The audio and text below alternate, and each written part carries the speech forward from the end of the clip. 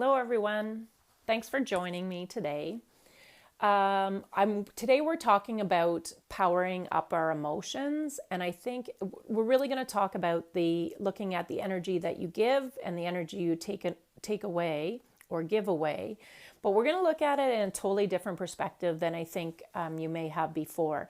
And if you didn't see the video on stress to bless, you may find that as a really good precursor to what we're talking about today. You don't need to watch it, but you may find it to be a really good base because a lot of this information works much better when you understand how to manage your stress and how it works in your body. So a lot of this will make even more sense. But as we go through, please like and share. Like I always say, the more we can get this out, the more videos I can do. And if you have any comments on how this helped or information you would like to know, please share it with me personally by email or in the comments below, because a lot of the direction we take the videos is based on the feedback that I get. So let's get started. I'm going to start with a little bit of a personal story today because as we go through today, I want to explain to you how this information came about and really how it developed through my process, because I think it will allow you to understand how this information will work with you as you see where it came from. So it comes from a process I went through with a debilitating illness. And, although it was missed medically for 3 years, it also potentially is a chronic one. And so as I'm working through it, I never wanted to accept that as a diagnosis, but unfortunately it did take quite a few years to even get to a point of health. So it was at that point where a lot of the treatments and process I'd gone through had helped a lot of my symptoms. I was really doing much better than I could have ever imagined.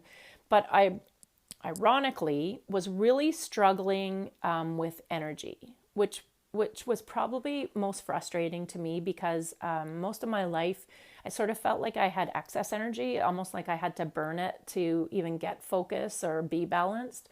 So I all of a sudden was challenged with this situation that my body could just turn on me, or it felt like it just, sort of relapsed or fell apart when I started getting back to normal life and feeling like my energy was the same. So it was a pretty frustrating process for me. And I really was looking into a lot of what I speak on actually comes from that frustration and that point that I just couldn't get over this last big hurdle. But especially the information that I'm going to share today. And luckily, I had a great doctor at one point, and I kind of was expressing this frustration because we had tried quite a few things to sort of recover from this. And she finally said to me, which I think I found a little bit strange to come from a doctor, but it was quite scientific and biological, so I don't know why. But she said, you might need to work at changing your cell memory. And I thought, like biology was my background. Why is this concept so foreign? And it really wasn't so foreign because I had known that for many years I used to bike even to school and quite long distances. And so when I was doing triathlons, that was the area that I needed to do the least training, ironically. Even though I hadn't done it for probably a decade and a half in between.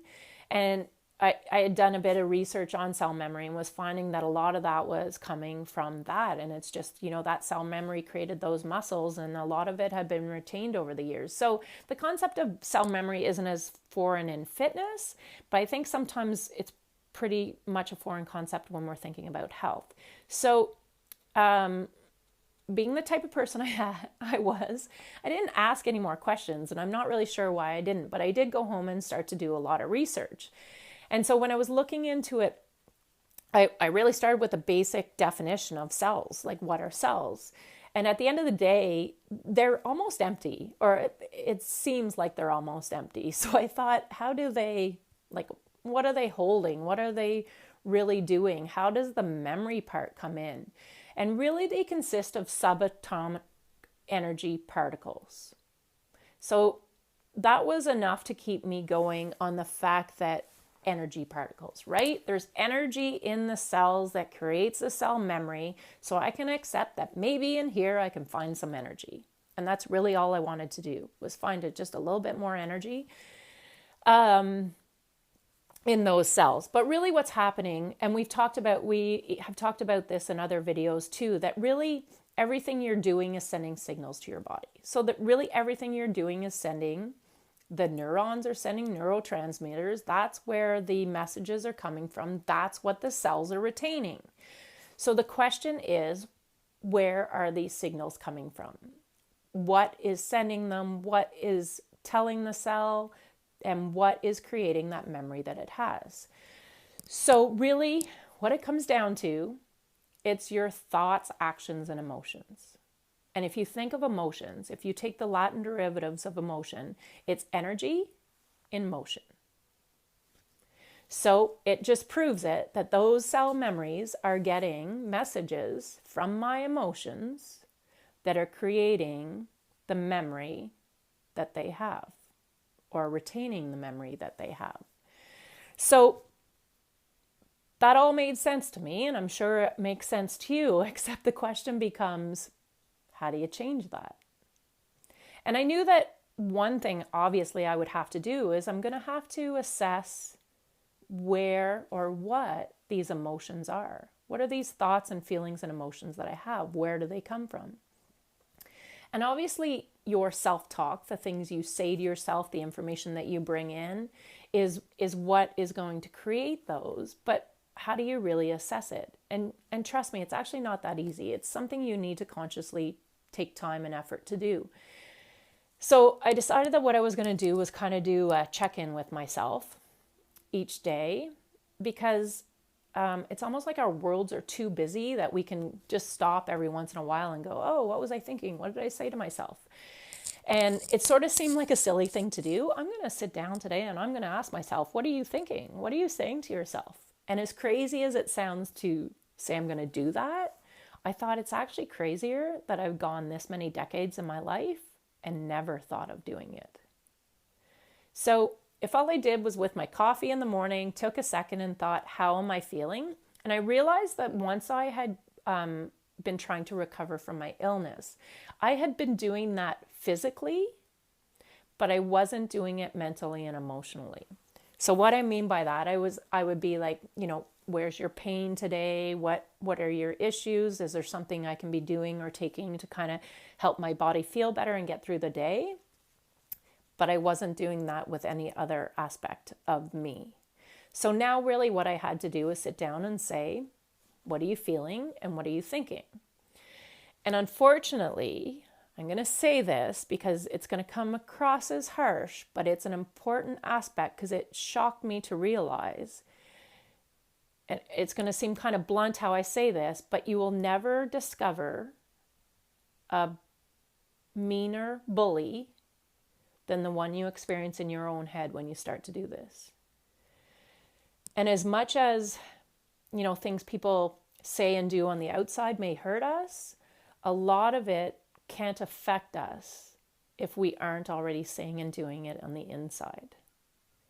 So this is a huge challenge to overcome, but this process and what we're going to talk about today will help you do that.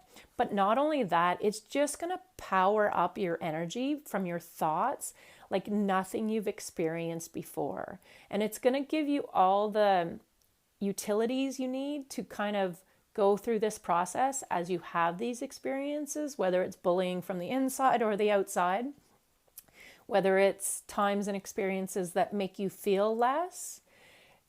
This is really going to help you see how that's being creative and change it, because those are the messages you want to change in your cell memory, because that will then feed you energy more than take it away.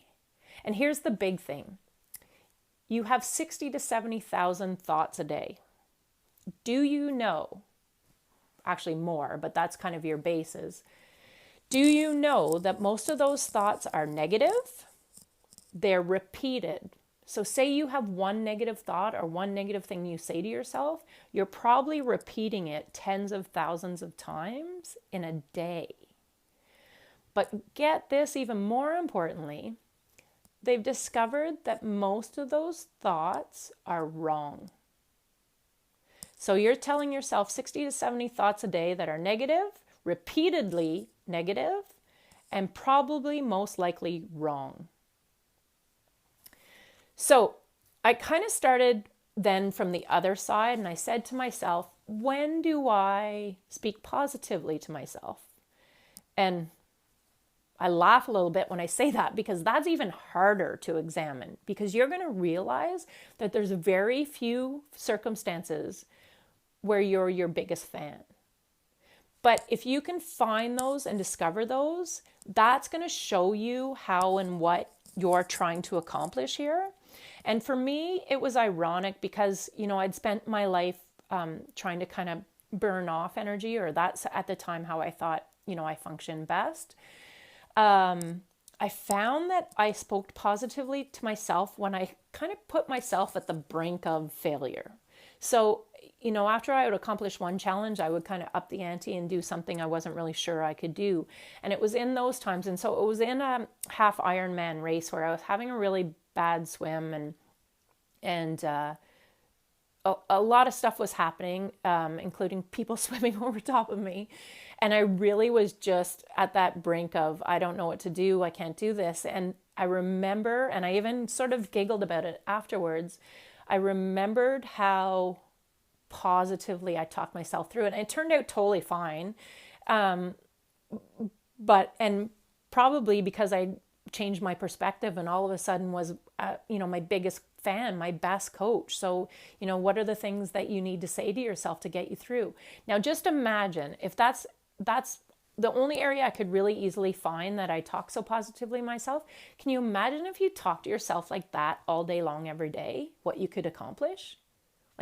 It's amazing to think, but it's sad to consider that we just don't do that, and we don't do it easily. And so much of our life is kind of going against ourselves. So I like to think of it like this. What are the cell memories? What are the cell messages you're sending to yourself every day? Are they feeding you? Are they fueling you? Or are they burning your energy? And just think of it like this. Am I putting the gas on, or am I putting the brake on? And literally every time you're having an emotion or a conversation or self-talk that's going against your positive reinforcement, then you're putting the brake on. You're burning energy and not moving. So you can change all of how you feel, all of your energy, all of the good vibe, all of your healing abilities by changing the self-talk that feeds your emotions and feelings that comes from your beliefs. So there is an old samurai saying that says, do not speak badly of yourself, for the warrior within hears your words and is lessened by them. So here's what we have to consider. They come from the inside, they come from the outside. But how they affect us is a factor of the beliefs that we already have that either support them or go against them. And I have yet to find anybody who has a belief that does not need to be reassessed. So is it possible that, you say, oh, I talk to myself and I feel this way because it's valid, it's true, it comes from this or this. Well, that's great, but it could be based on a belief that is not true. What if most of them are not completely accurate, and you're talking to yourself, you're feeling ways, you're sending signals to your body that are based on inaccurate information? So that's where you want to challenge the system. So there's a really great, I call it a V program just for simplicity's sake. And really what you want to do is go through the process in a V formation for your development. It's the way to challenge this. So the easiest way to start is just what you tell yourself each day. So, you can either do the check-in in the morning, you can do this after something didn't go well or when you're not feeling well, and start at the top of the V. So if this is the one side of the V, you're starting at the top. And that's where you're going to find your self-talk. So you're really going to challenge what you're saying to yourself and what you're hearing and the messages that you're receiving. But mostly it's just simply, what are you saying to yourself? And so that is what is going to create your emotions. So you travel down the V, and that arm of the V is all your feelings, thoughts, and emotions that either create that self-talk or come from that self-talk. But they're kind of the core of what are creating the signals in your body. But they come from somewhere, and they come from the bottom of the V, this point. So if those are both sides of the V, at the very bottom are your beliefs. And that's where you have to really do the work, because those beliefs, most of the time, are not accurate. And so I'm going to use the example of being a runner. And it's funny because I did a lot of natural running coaching. And my big claim to fame was that everybody was a runner who wanted to be. And I would coach people on that. I would talk to people on that. And ironically enough, after I was sick and I wanted to try and get back running, and it was really hard, and I was having trouble with chest pains and breathing, and in addition to the physical, body movement symptoms, I realized something. And so I went through this process because I was like, well, you know what? Maybe you're never going to run again. Maybe there's too much damage when you got sick. Maybe it wasn't, what you were supposed to be. And I kept saying to myself, like, I like the feeling, but maybe it's not good for me. Maybe I'm actually going to make myself sicker by doing it. And so I went down to all these things, and really at the core of it, I didn't think I was a runner. I don't know how I coached people forever and tried to convince them otherwise, because apparently I didn't think so. And I thought to myself, to challenge that belief was simply this: why do I not think I'm a runner? I know I don't do it for profession. I know I'm not the longest distance runner that exists. For most of my life, I didn't run long distances at all. And maybe, I thought, well, if you're a marathon runner, maybe you're a runner. But even if I was doing that, was I really feeling like I was a runner? No, because I wasn't as good as the people who were running really fast long distances as a runner. But is being really fast make you a runner? No, it doesn't. It's as silly as that conversation sounds to have. That's what you need to do to challenge those beliefs. And at the end of the day, if you take 2 steps on the ground faster than walking, you can call yourself a runner. And not that it's about calling yourself something or not. The fact is the matter, I could say to myself, I'm a runner. And some days I was only running 10 or 20 meters. Some days I was running 500. And I didn't think that qualified as being a runner. But at the end of the day, I could run. And that's all I needed to tell myself. And so I really had to challenge all those simple beliefs. There was many more sort of secondary beliefs. I think you'll find too when you do this work. There was stuff like, was I too sick? I was so much older. Maybe I wasn't meant to be running anymore. When I first got sick, one of the symptoms were bad knees, and everybody said it's because you ran too much in your life. Maybe there was too much damage done, blah, blah, blah. So you'll find all these external ones, but at the end of the day, my belief was that I love to run. It was a freeing feeling. For being sick so long and not even able to walk sometimes, to run is a very freeing feeling. And if I'm not forced to, if I don't have to, and I only do it because it feels good, then I'm a runner. And that's all that matters. And it doesn't matter what anybody else thinks, anybody else does. They can be longer distance runners, they can be faster, they can run more. Maybe I run once a month. I'm still a runner because I love to run. And so what you have to do is you change that belief then at the base of the V, and you work your way back up. So when I'm out to run, I think about how good it feels. I think about the freeing feeling of being, I can run now. It feels good. And if I only run 25 meters, it still feels good for 25 meters. And I'm going to run when it feels good. I'm not going to run when I don't feel like it. I'm not going to run when I don't feel well. I'm not going to decide that I need to run every second day or once a week. I'm going to run because I love it, because I love the feeling. I'm going to feel that I don't need to, but I do when I want to. And I'm going to create all those emotions that take me back up to, I'm a runner. At the end of the day, there's no full-fledged definition. If you walk faster than or go faster than walking, I'm a runner. And that's what I need to tell myself. I love to run. I love to do it when I feel like doing it, and I run. And so when I run, all those same emotions will come back up from that belief that I'm a runner. And so this is a very kind of more physical, crude example of what this process can be. But you can do this on more very emotional, mental kind of challenges you have with yourself. And so remember, you take the self-talk. That's really what you have to start with because it's the most obvious thing. And acknowledge that it creates your emotions, feelings, and thoughts, and they come from a belief. And that belief should always be challenged if it's not serving you, because you're going to find it's not true. And then you start to create the feeling that you want. And if you can create the feeling you want, then you can create a new message, a new self-talk that you want to tell yourself.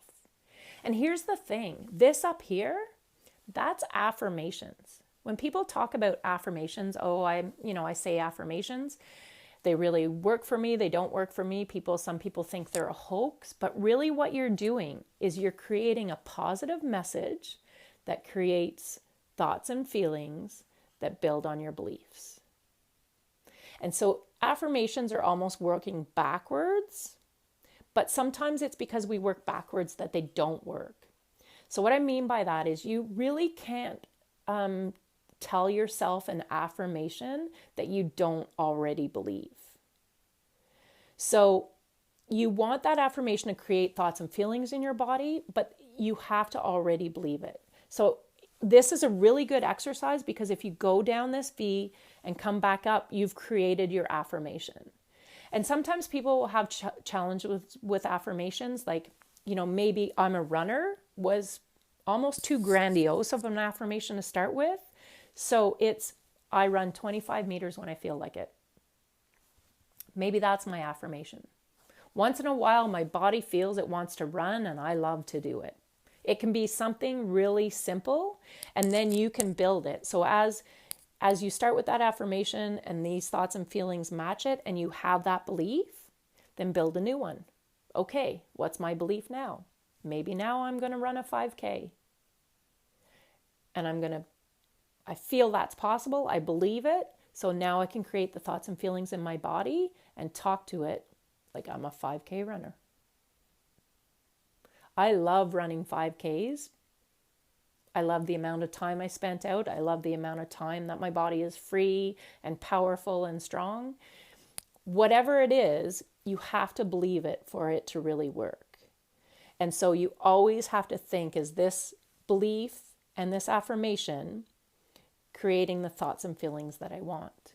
And that's why I tell people, when you head out on a run or whatever it is you're trying to change, and how you talk to yourself from right away, or how you feel about it. Like if you have I got to do this, it's in my program, I'm trying to lose weight, I don't feel like it today, but I have to make myself do it. Nah, that's not the purpose. You're taking all the fun out of the run and you're actually losing the perspective that you are doing something that you want to and your body likes to do. You will turn your body against it. Your body will start to begrudge going for a run when it maybe would have normally wanted to do it. And that's why I think we have to think about all the time when we are doing stuff, we often think our body is working against us, but it is always doing what you are telling it. It is always doing the message that your body is telling it to do. The cell memory that you hold comes from what you have been telling it. Every action, activity, chemical reaction, biological reaction, physiological reaction in your body comes from the messaging that you've been giving it and the cell memory that results from the messaging that you've been giving it, always. So do the V program when you feel like your body's working against you because it's getting mixed messaging. And the ability, when you change that messaging to what your body is going to do in coordination with what you want to accomplish, is going to be amazing. But you have to travel down the V and back up to the other side. You can always be working on that side, but the thing that you want to do is you want to get down this side and be done with it. You may have to go down there for another belief or a similar belief or a really close belief, but when you start climbing back up this side, you can lose this side. And that's an important piece to remember in this, because sometimes I think what people do is they have condemned, I know this personally, we have condemned our body for so long and felt like it was working against us and resisting us, that when we start to realize down this V that it comes from our messaging, you can have a lot of feelings of blame and judgment, because you also start to realize how much you've worked against yourself, how hard you've been on yourself, how much you've been fighting yourself. But leave that self blame and judgment out of it, because I'm going to tell you what you're trying to accomplish here is focusing on what you want, right? You're trying to get down this V so that you can quit focusing on what you don't want. You want to get up this side so you can focus on what you do want, because what you focus on is always sending the signals to your body. So sadly, even when you judge others, you're sending those signals to your body. So you want to get down this V, especially for you as well as others, because then you can focus on what you do want, and that will send all the right signals to your body. So it's not about blame and shame. You want to let that part go. And this will allow you to easily focus on what you do want, but sometimes you have to do it in a really simple, general fashion. So when you're working up towards that new self-talk, that new affirmation, remember, if you can't believe it, it's not going to work. So maybe make it really general. So if it's weight loss, maybe it's I'm just going to eat healthier lunches. Maybe it's I'm just going to, have one less of something. Make it something that you feel that you can accomplish easily. Make it very general. And then when you accomplish it, you've built that base of beliefs. Oh, wait a minute. My body believed that, and I did it, and I saw it. The next one gets stronger. And that side of the V, every time you do it, gets stronger. So starting small is not just a tiny baby step. Oh no, you're building that muscle. And every time you rebuild a belief and the thoughts and emotions that come with it to create a new self-talk, you've created a stronger muscle. So make them where you believe they can be, and start there. Because what happens if it's too grandiose or you can't feel it and you just know it's not there, you go up here, then instantly you'll have back to this side, and you want that side gone. So make it a belief you feel can be accomplished. Make it the self-talk that feeds that belief, and it's a no-fail situation. Sometimes you have to go back and readjust, challenge a few more things, but you can always be working on this side. And when you can't, go back through this side and back up the other one. I'm going to do an exercise that people find actually really emotional, and sometimes I even find it emotional redoing it for people, but to me, it's one of the most profound exercises you can do with yourself to almost think of it like becoming one with yourself again. You're becoming your own best coach. You're becoming your best fan. And when people have trouble changing their self-talk, they often say they don't know what to say. And obviously, going through that V system. But initially, sometimes when you're in a crisis situation or just in not a great place, it's really tough. So I always say this: if you in emergency need to know what to tell yourself what you would tell your best friend. Tell yourself what you would tell your child, that young child, really vulnerable child that's really sad and devastated or upset and feeling low. What would you tell them to help them through? Because that's you. This is the exercise I want you to do with yourself. And so to do this properly, and so you may want to go back.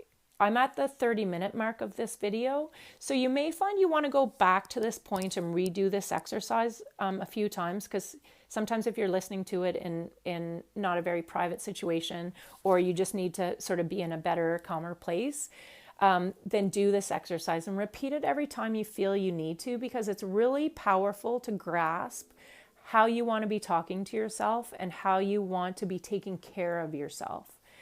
So I always tell people to get comfortable, get in a comfortable situation. Closing your eyes is better so that you can visualize this. Obviously, I'm not going to do it because I'm going to talk you through it. But I really want you to go back to a time and place where it's a younger version of you. It can be quite a young version of you. But you know of a time or place, ideally where you felt sad, where the self-talk may not have been very good. It may be talk that comes from someone else, some other place, or it could be what you were telling yourself. But it's a memory you have as a younger child where you didn't feel very good about yourself. Maybe you didn't feel supported, maybe you didn't feel loved, maybe it was just a situation that made you really sad, maybe you felt lonely or lost. It's just a time that kind of sits somewhere not too far away in your memory.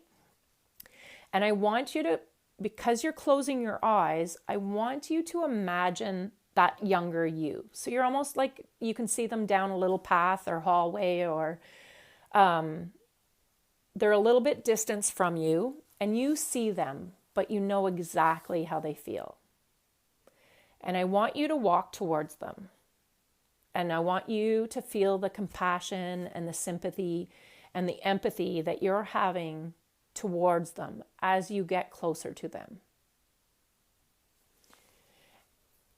And as you approach them, I want you to physically do whatever you feel you're naturally inclined to do. So whether it's hug them, hold their hand, put your arm around them, hold their face, wipe their tears, whatever it is that you, as you're visualizing this, feel you want to do in a compassionate way towards them.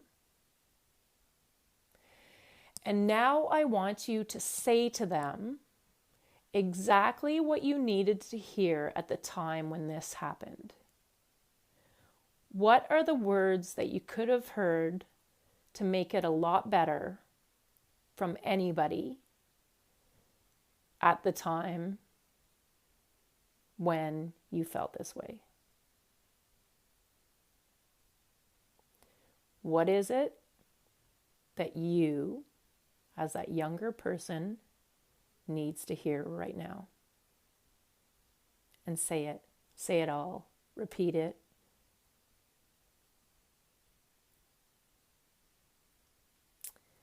And that, my friends, is exactly what you need to be telling yourself. And now I want you to look at that younger version of you. You can still be holding them or whatever feels comfortable, but I want you to look at them. And I want you to say to them, I'm sorry, I haven't always been there for you. When you needed to hear these words, when you needed support and compassion and self-love, when you needed me to be your biggest fan, to be your best coach, I wasn't there. But that is no longer the case. And I want you to walk arm in arm, hand in hand, side by side, whatever feels right, back from the way you came together. because you've just made a pact with you. You've just made a pact that you're now in this together. Never again are you going to abandon, not be there, condemn, bully, knock yourself down. Because every time you feel inclined to do that, that's the younger you that you're talking to. And that person needs your support, your positive reinforcement. It needs your beliefs that you deserve all the positive talk that you deserve.